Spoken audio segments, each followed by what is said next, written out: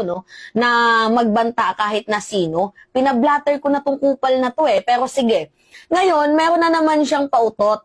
Ang kanyang banta, yung pamilya daw namin, sisilaban niya. So, yung pamilya daw ng mga vloggers na sumusuporta dito daw po sa administrasyon ni President Bongbong Marcos, sisilaban daw po ng kanilang intel. Yan yung sabi ni Dado Clemente. So, Jake Magnus, o kung nakikinig ka man, sisilaban daw ni Dado Clemente yung pamilya mo. O Chris Ulo, kung nakikinig ka man, sisilaban daw ni Dado Clemente yung pamilya mo. O Sir Mike Sir Mike, diba? Si Mike Aberen, si Takero, lahat po ng sumusuporta dito po sa administrasyon. Sir JDB, yan, munting tinig.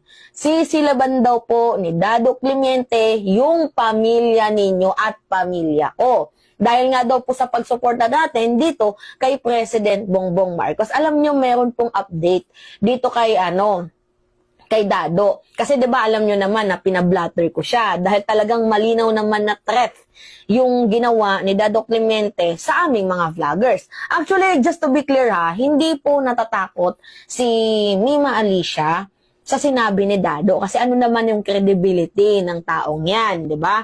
Alam naman natin na siya lang po ay isang attack dog, 'di ba, ni former President Duterte. Although sabihin na lang natin na naging miyembro siya ng Armed Forces of the Philippines, pero hindi naman po yan retired. Talagang umalis yan sa serbisyo dahil nga merong kaso ng bababae nahuli with minor na report ng kanyang asawa.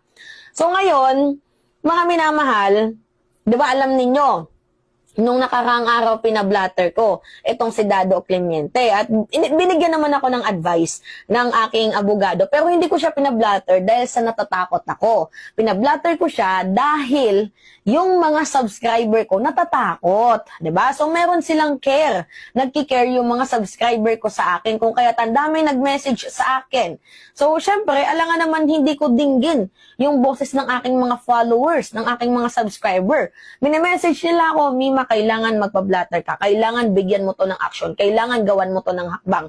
Kasi pag hindi nyo binigyan ng action yan, kahit isa lang sana sa inyo kumilos, kasi pag hindi binigyan ng action yan, itong si Dado, paulit-ulit daw po yang magbabanta.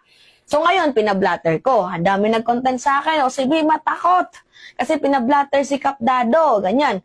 Meron bang takot mga minamahal na ako, lantaran kong sinabi sa inyo, okay lang sana kung nagpa-blatter ako tapos pinrivate ko Hindi naman nilantad ko sa inyo na pinablatter ko on public. Ibig sabihin nun, hindi ako takot kahit makarating man yan kay Dado Clemente.